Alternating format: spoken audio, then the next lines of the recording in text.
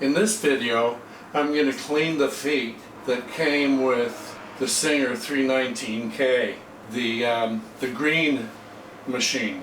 I call it Mint Magic. You'll see it in a minute. I have a clip of it so I can let you know what I'm talking about. But what I'm focused on right here, this is the box, and it's made by Rubbermaid. You remember that old brand? And all the brands I mentioned are just for educational purposes and reference, historical reference and that. But anyway, so that's where the feet are, and they're in there. And then here I have like a Singer container of oil, but I had already used the oil that came in that container from the sewing machine store that I got it at. And that cost like $8 or $9 Canadian just for that amount. So what I did was I went up to the garment district and I got the, I think this is a liter, and I got it for $12 Canadian. So, but it's 4 times as much, or 5 times as much as that. So I paid for that is 20% of that. So I paid like $12, so I paid for 1.5 of those and got 3 times more or something like that. So it's really cost effective. The other thing is, forget the name or the brand, this is dishwashing liquid for doing your dishes and stuff, and that's what's in the warm water there. And so I wanted to show you that. There's the dishwashing liquid, there's the oil, there's some KRUD Kutter. And I don't know that I will use KRUD Kutter today, and I probably will not. And then in front of the KRUD Kutter over here on the right side of the screen, you can see the hair dryer that I use as a heat gun to dry the parts. And then I have a sieve, a strainer, whatever you call it, for the parts. Now, so I've already talked about water and dishwashing liquid, right? And I'm already talked about oil, because I am going to use them. I'm going to move the KRUD Kutter out of the way for now, so I don't get distracted. And it makes no difference to me whether I initially put the feet, and I'll get them out for you right now so you can see what I'm talking about. And I'll put them in here, and I'll get out of the way so I'm not shading the light, and I'll try and get in a little closer to that. Now you might be able to tell from this view here that some of these are a little bit grimy, you know, like this ruffler here. I was looking at it earlier and it's pretty grimy, so you don't have to look too long. Even in this maybe not optimal light, you can see that they're a mess. So what I'm going to do is, I've already decided that I'm going to use the soap and water first. I'm going to put them in soap and water first, okay? And then I'm going to let them sit there for a minute, and then I'll try clean, you know, I'll wash them, rub them, clean them or whatever. Actually, I'm going to let them soak. Yeah, I'll let them soak, and then after a few minutes, like 10, 15, 20 minutes, I will get a shop cloth and just gently hand wash them and see how that works. And then after I do that, what I'm going to do is take the wet soapy parts, and I'm going to fill that container, whoops, where'd I go? I'm going to fill this container with oil. Yeah, that's my plan. And here is the aforementioned Singer 319K, that the feet in the kitchen that I'm washing and cleaning, this is the machine that they belong to. I call this machine Mint Magic.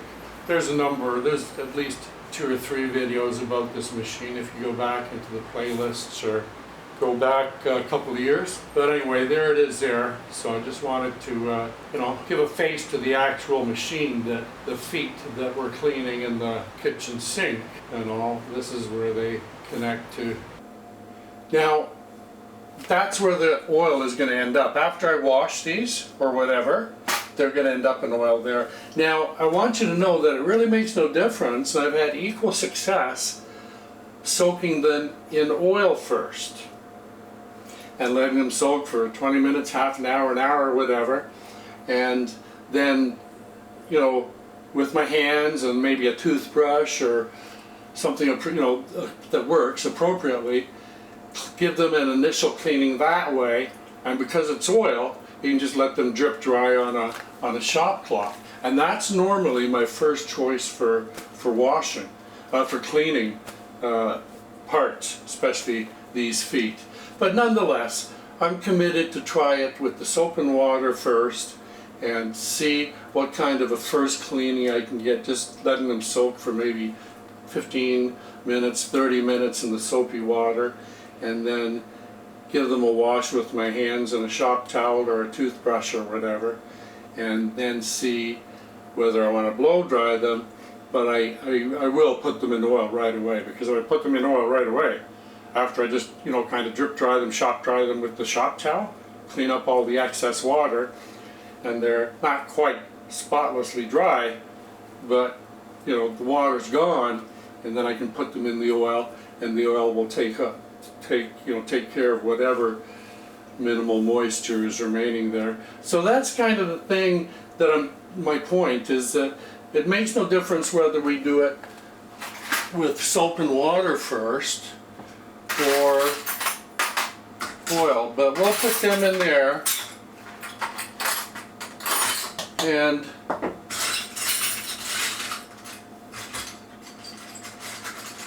I may even get another little container. No, I'll let them sit in there for a bit. I'm going to give them some more water. So while I'm letting them soak, I want to go over here to the kitchen sink. And what I have in there is, I have a strainer. And it's right there, like that. Right?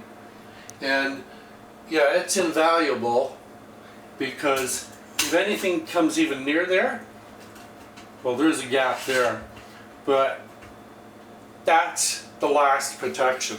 The other thing that I do to prevent any accidents is I take this rinsed out plastic storage bin that I got at the dollar store kind of thing, and now I have that as protection, because I can actually even take that like that and, you know, just leave that as it is.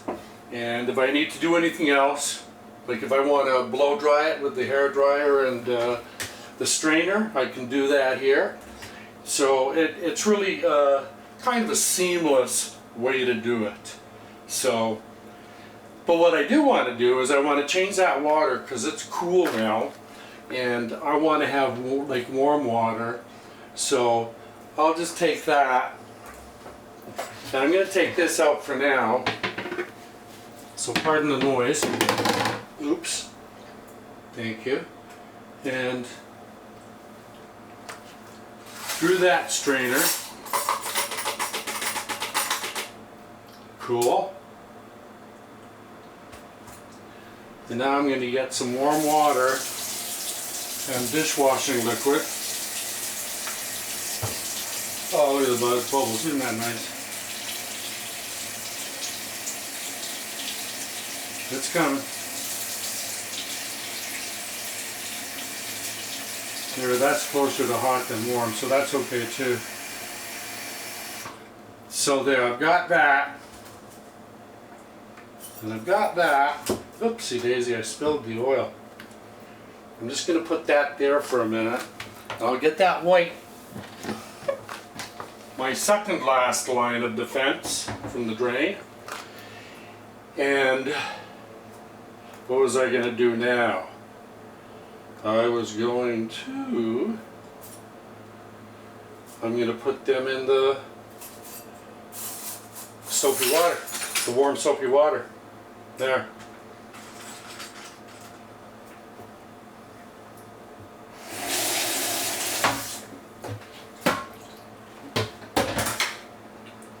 And I'm just going to add a little more water,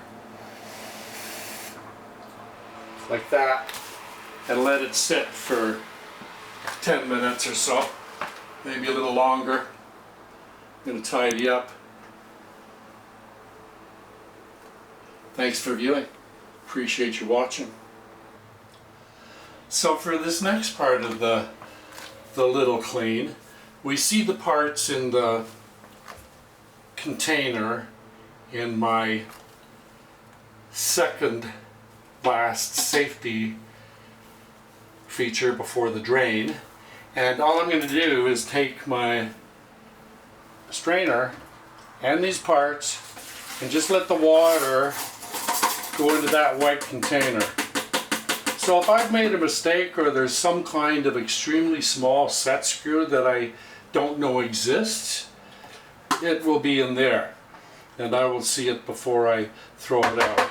So I'm just going to put that aside over there for now, and then what I'm going to do is I'm going to take these pieces here and I'm going to towel dry them, shop towel dry them. So I'll do that, give them a shake, and then dump them out like that.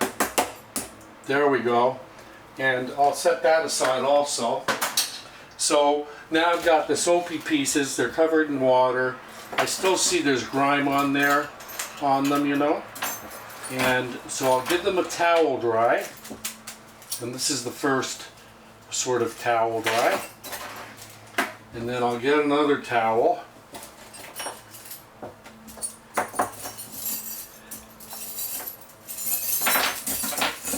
And I'll dump them into that towel. And you know what, I can still feel a bit of humidity on them. So since I have the tools to blow dry them, like the screener, let me knock some of the moisture off the screener now. Now I got to be really careful because I got live, the blow dryer is a live electrical circuit, right? And I got water over there. And these are wet, so I'm just saying that so that you know that I'm thinking of safety during this video. And why do I mention that? So we can all think about that. Thank you very much. What I'm going to do now is I'm going to give them a quick blow dry. So it may get noisy for just a second or two, and I'll edit most of the blow dry out. I'm sure you have heard a blow dryer before. Me too.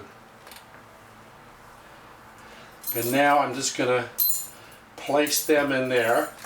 Where am I? Am I lined up here, or am I talking to an empty screen? Here we go. That one I'm not going to put in there because it's got plastic. That one I'll leave out of there. It's got plastic.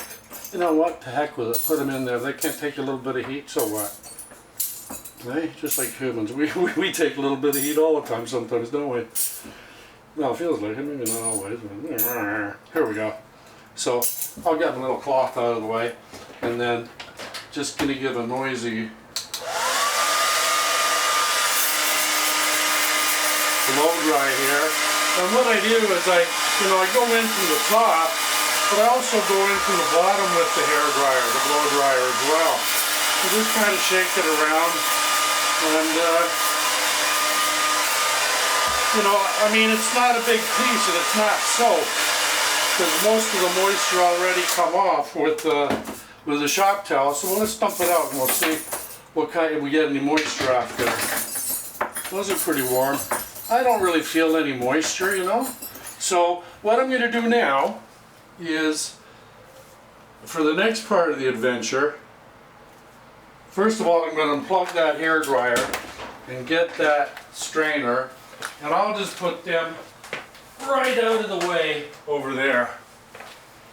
And then what I'm going to do is I'm going to put these pieces in this container here, and after they're in there, I'm going to take this big container of oil machine à coudre. That's the French word in Montreal for sewing machine. And that would be huile de machine à coudre, or something like that. I'm not sure whether it be de or de, but something like that. I'm not sure on the article. But anyway, so that's what I'm going to do. I'm going to put these parts all right in there.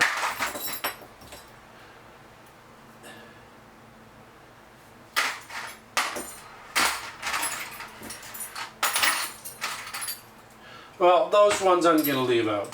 I'm going to do them separately. So here we go. They're going to get a bath.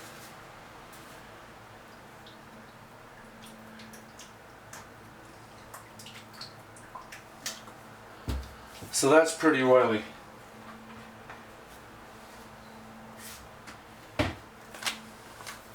And then I'm going to get my needle nose pliers, and I can just maneuver that ruffler a little bit to get some oil on it, even though I'm going to have to turn it a little bit later to get some more.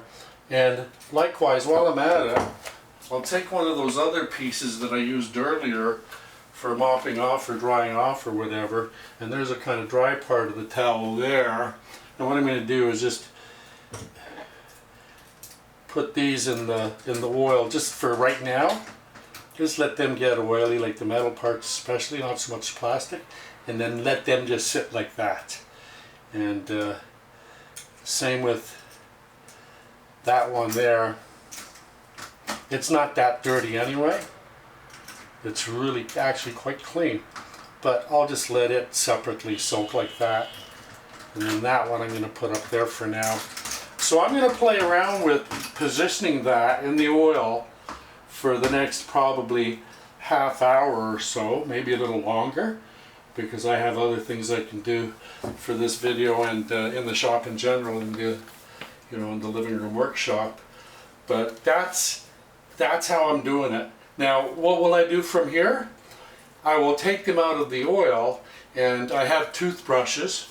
I think I actually have one right here that looks pretty reasonably newer or cleaner, and then I will scrub with that and scrub the oil and the grime, the grunge, the varnish, and get them cleaned up. And then if it needs more after that, then I might throw them in the KRUD cutter after all, because the KRUD cutter is really a quick cleaner. But here the focus of this video is to do the soap and water first, and then the oil, and then the post oil service work, getting them dried off and ready for for whatever. The ruffler really intrigues me because there's so many kind of moving parts on it, and I've never used, I'm not much of a sewer, and actually there will be an extra clip possibly at the end of this short video with me sewing on the Singer 401A. I've got it all dusted off, and I still have to thread it, and it's missing the slide plate or the throat plate or whatever, but I've used it before without the plate. I've probably got it there, I could throw it on, but just for a little bit of fun, because I haven't used it, for probably a couple of months, maybe even 2 or 3 months. But anyway, so there we go. I'm going to let that set, and then I'll come back and do a bit more of a clean.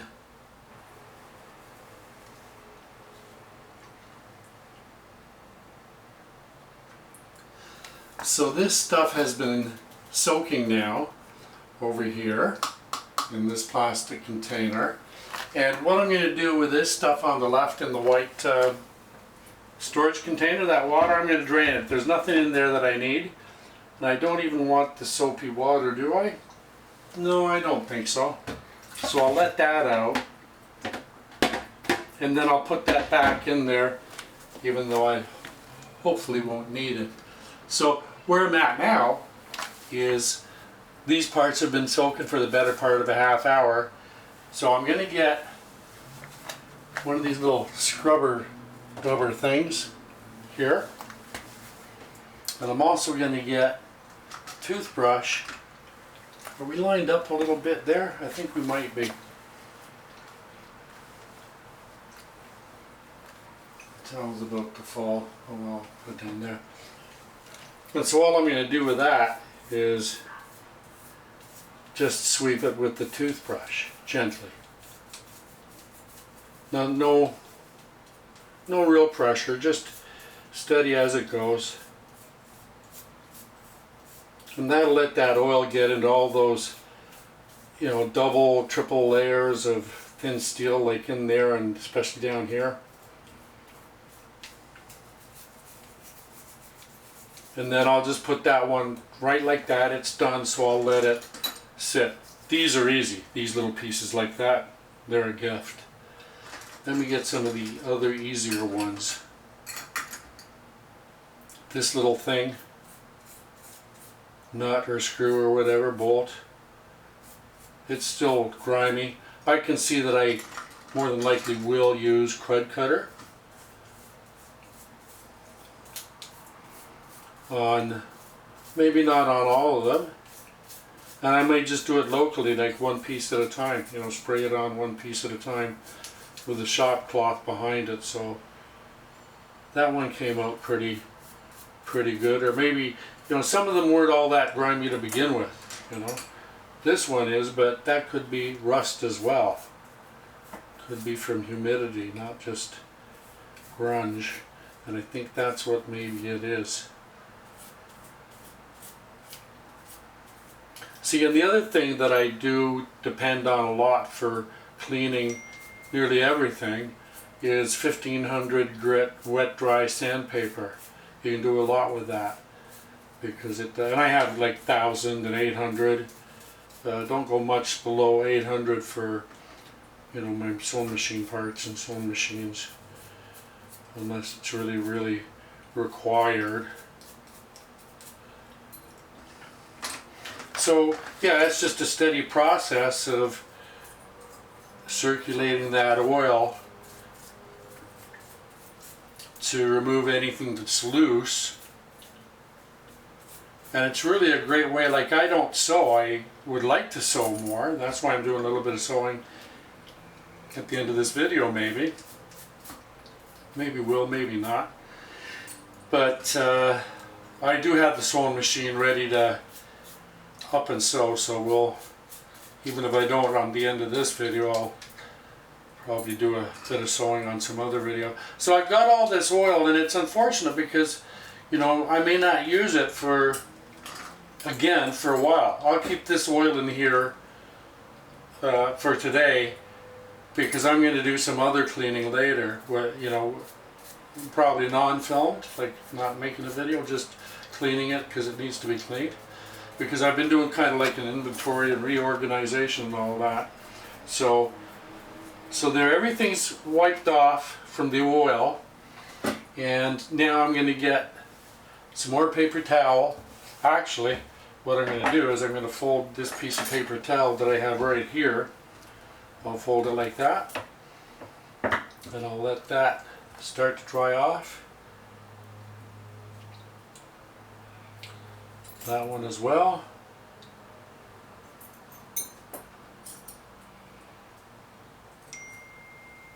Now I got a message there that I got to get back to, and I'm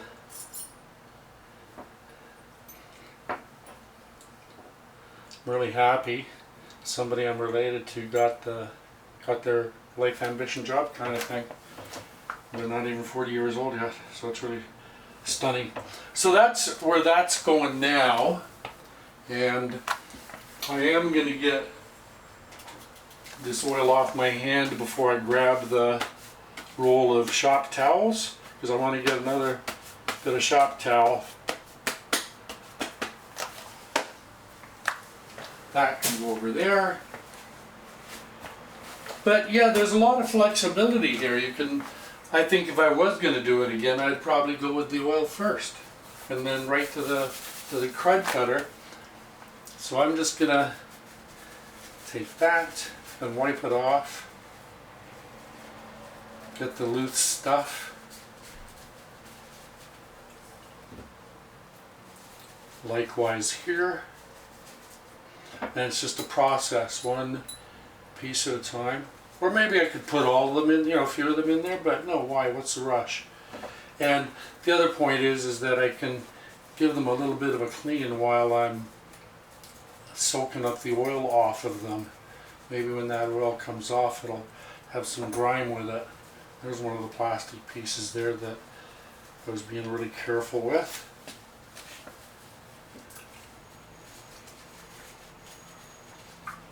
But you know, I purchased a lot of my sewing machines like in COVID and just after COVID started.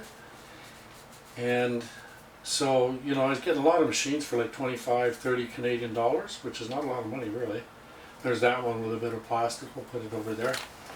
And, you know, so I did make out really well as far as getting machines to, you know, as part of my collection.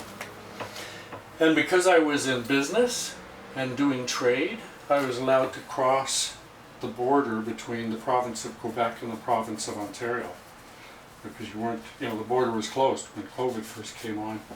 It was draconian, right? We had in Montreal, Quebec, we had a curfew, nighttime curfew from 8 p.m. to 5 a.m.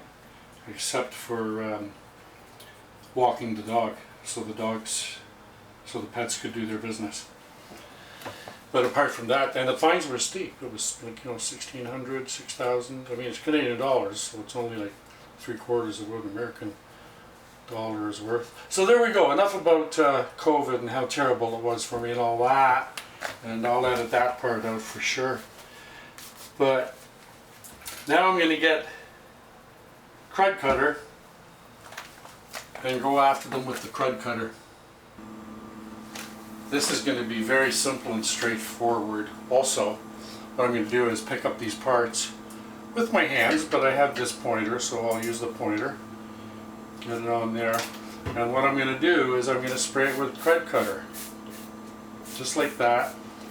And whatever doesn't go on here, whatever falls off, is going on the pieces that are below it. There.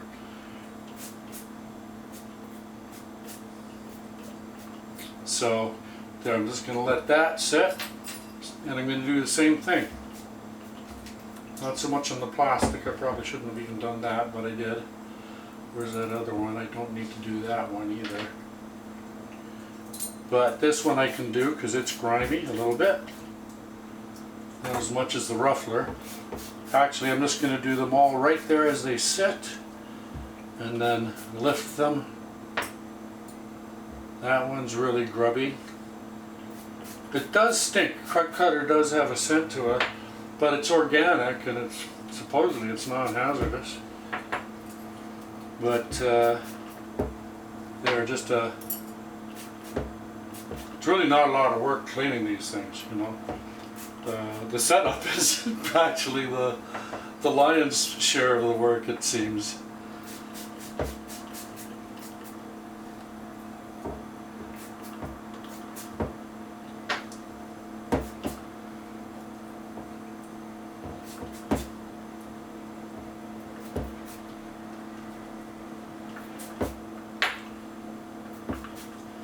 Now this one, I don't want it to get burnished or anything by the KRUD cutter, so I'm just gonna soak up the KRUD cutter, and then I have this oil still left over, and I have the needle nose pliers left over too,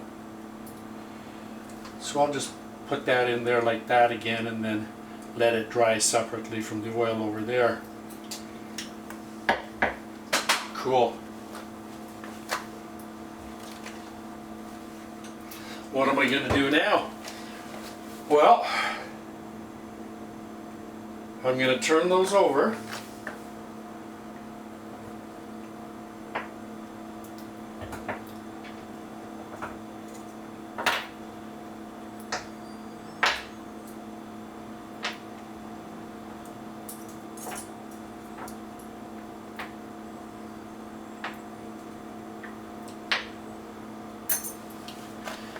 And I think what I'm going to do is I'm going to put them in a container and then pour the KRUD cutter in there. I'd like them to soak for a couple of hours at least. That's what I'm going to do. Okay, what I've done now is I've separated the really dirty ones, the really kind of varnishy, grungy ones, from the ones that aren't so bad. That one has the plastic and it's really dirty, but you know, not to be mean, but I can't ever see myself doing any more work on that little piece there. The rest of them are pretty, not too bad, it would seem. But, so that's what I'm going to do, and here I've got the KRUD cutter, so I'll start with just spraying it on the pieces like that. And I'm going to put quite a bit in here.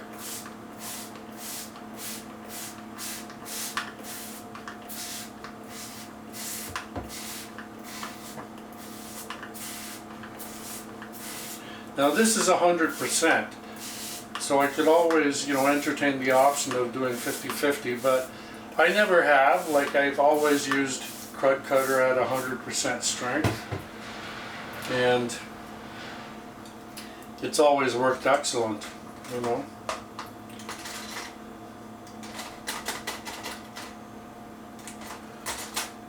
I may still put some more in there. I have to get more anyway.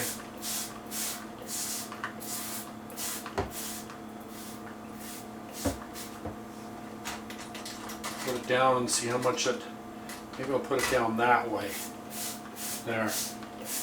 I'd like to get it up to that level at least, maybe not that level, but at least that level.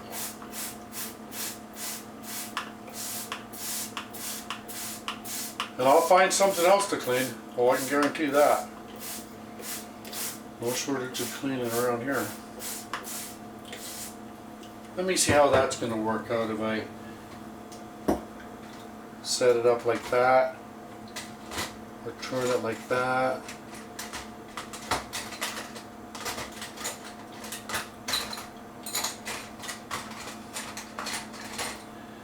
Well, I'll let it soak like that for, whoopsie daisy, for maybe a half hour or so. But you know, I'm happy with the progress. It's you know, you'll have to come up with your own cleaning pattern or cleaning method, what works for you with you know, the machines you have, or whatever. You know, maybe you've got just 1 or 2 machines, or maybe you have 40 or 75 or something. You know, so I mean, it all comes down to productive time use, productive time management.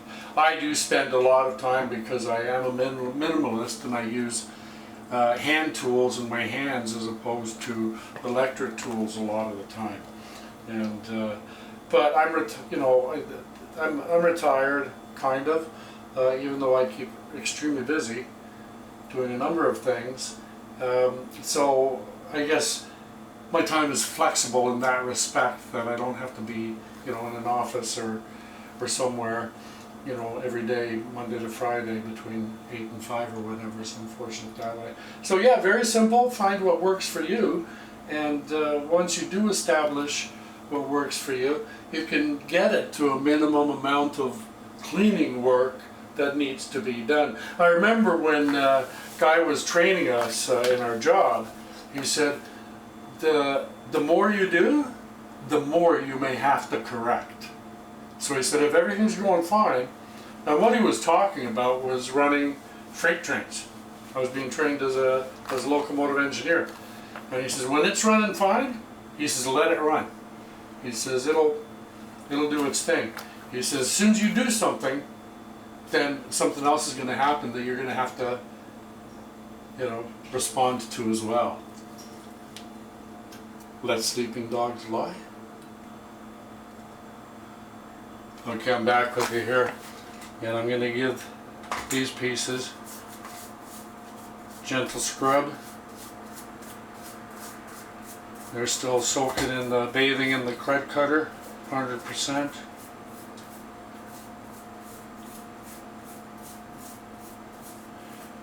Well, I can tell that some parts are significantly cleaner. So our efforts have not been in vain. This part right here was really problem area. It may still be. I don't know. Maybe I'm wrong. Maybe I'm not seeing it correctly. So there, that's a, and there still is, like right down here, there's, I'm not sure if it's tarnishing from moisture, and I'm starting to think that it might be. You know, because normally 100% KRUD cutter, if it was grunge and dirt, it would just float right off of that. But, so what am I going to do with it now? I'm just going to put it in the oil. And where's the oil? The oil's right there in that container there. I'll move it closer. There. There, now we're on the same page. And so that's what I'm going to do. I'm just going to give them a little scrub with the brush and the KRUD cutter. Whoopsie daisy, I had two there. You know, especially where there's close tolerances between the pieces, or, you know, they're actually touching, you know, leafed in together. So there's that one. Yeah, some of it is tarnish from moisture or maybe even wear or whatever, because KRUD cutter will get this stuff off, and it's not even coming off in the brush like in there, you know. So, and now by throwing it in the oil, obviously it's to clean the KRUD cutter off, because KRUD cutter is degreaser. Got to get the KRUD cutter off all the threads and the moving parts, especially when you deal with the gears. You don't want them to seize. See, that one's pretty grimy, wow. But tarnished, you know, it's not rust, and it's not dirt. And I don't know if an ultrasonic cleaner would actually do anything or not. I have no experience with ultrasonic cleaners. I've thought about getting one, you know, or using one, but I'm not really that interested. Like I said, I kind of use hand tools. I'm a bit of I'm more than just a bit of a minimalist. I am a committed minimalist. So that's KRUD cutter. You can tell there's a little bit of grime in there. And that's oil. And then I'm going to put these guys back in the oil as well. What the hey, eh? And that really is how I end up cleaning the feet and the small, you know, what I call the non-machine, and you know, it's not like a machine internal, it's, you know, it's an exterior, it's added on.